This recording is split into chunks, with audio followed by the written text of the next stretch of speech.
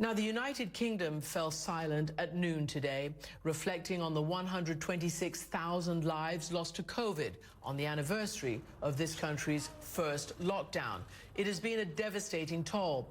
But here, too, a national epidemic of violence against women is taking center stage. It is a conversation most recently triggered by the killing of Sarah Everard right here in London earlier this month. Joining me to talk about all of this is the British lawmaker Jess Phillips. Her brief is Domestic Violence and Protecting Women as Shadow Minister for the opposition Labour Party. Jess Phillips, welcome to the programme. I just wonder, as you're, obviously dealing with the violence, and particularly against women here and the surge in domestic violence under the lockdown, what you think of the unrestricted and untrammeled use of guns and the mass murder that keeps punctuating American life with such regularity?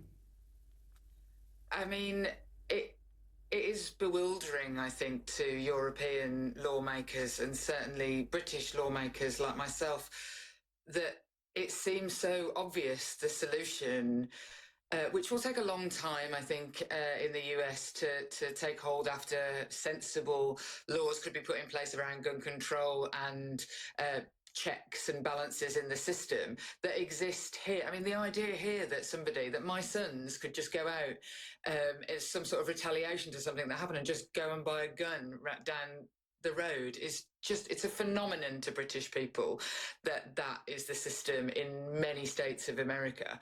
And it just seems, what seems so unfathomable to me as somebody who sort of dedicated my life to political service because of violence, is why the really obvious solutions are not ever considered, and it doesn't seem to push anywhere forward.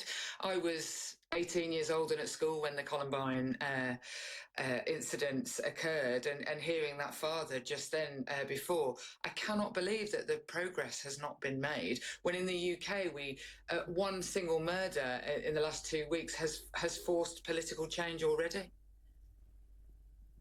I'm going to talk about that in a moment, but I think it's worth our viewers remembering that a mass murder here in the UK, it was in Scotland, Dunblane, made it impossible to buy those kinds of weapons, and there was serious gun legislation. In Australia, around the same year, the same happened, and most recently in New Zealand, after the Christchurch massacre, there was instant, within 6 days, I believe, gun legislation and restrictions that the people who, voted and agreed with.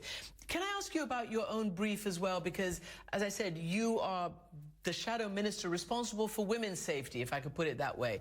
And you've been very vocal since Sarah Everard, and you always are about this issue. Again, the Sarah Everard, Colorado, it's all coming at the same time as what happened in Atlanta, where women were targeted and killed as well. What is it with the stats on gender-based violence and killing that are so out of whack? I mean, the reality is that we don't, as policymakers globally, actually track it properly. So we count what we care about.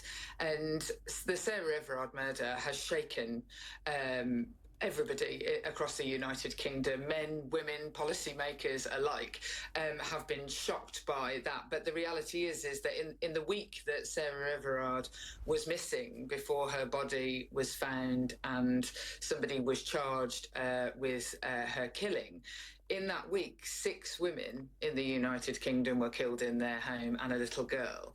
So the incidence of this case compared with the data, the huge numbers of data in the United Kingdom, every 3 days a woman is murdered at the hands of a man, usually a male partner or ex-partner. And if you scale that up globally, if we look even at sort of terrorist incidences, domestic and international terrorist incidences in the UK, in Australia, around the world, we can see that there is often patterns in those who perpetrate such violence of violence against women and girls. Yet I'm afraid to say that women's lives are still considered to be less important. And so when women are dying, it's very rarely tracked as to why that's happening. It's very rarely monitored. It's very rarely seen as being part of an overall issue. It's just one of those things. And that has been the case in the United Kingdom for a long time.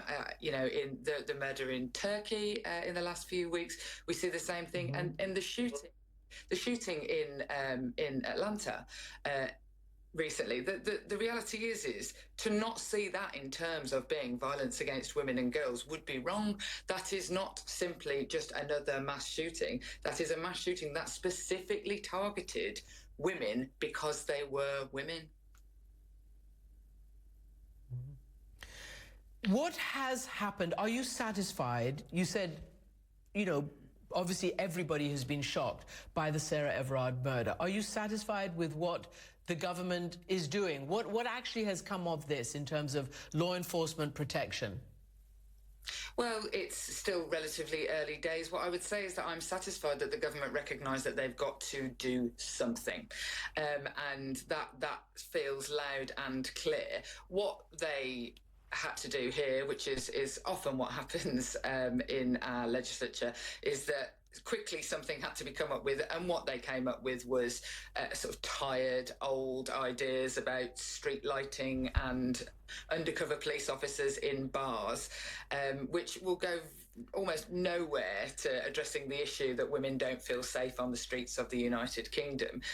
But I think that this, and off the back of the COVID-19 pandemic and the lockdown that has caused people all across the world to have a universal experience of being frightened and locked in their homes, means that public attention is on violence against women and girls in a way that it hasn't been before, and so that the government that they won't ignore it, but yet no direct specific action has been taken.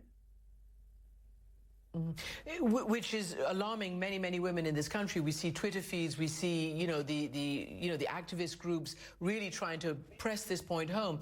And about the police, you said, sort of milquetoast solutions to more lighting and more patrols and undercover cops in bars. But it is a policeman who's been arrested for the killing of Sarah Everard.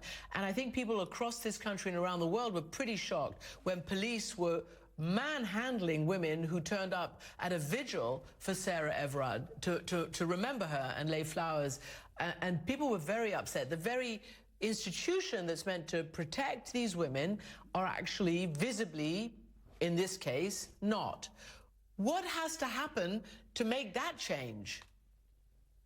I mean, law enforcement in this country, actually, the very visceral images that we saw of police officers pinning down women at a vigil in memory of Sarah Everard, a vigil that the future Queen of our country had attended earlier that day to give an idea of sort of the sense of national mourning around this issue, to then see that turn to something that appeared as the police acting in a very heavy-handed and unnecessary fashion.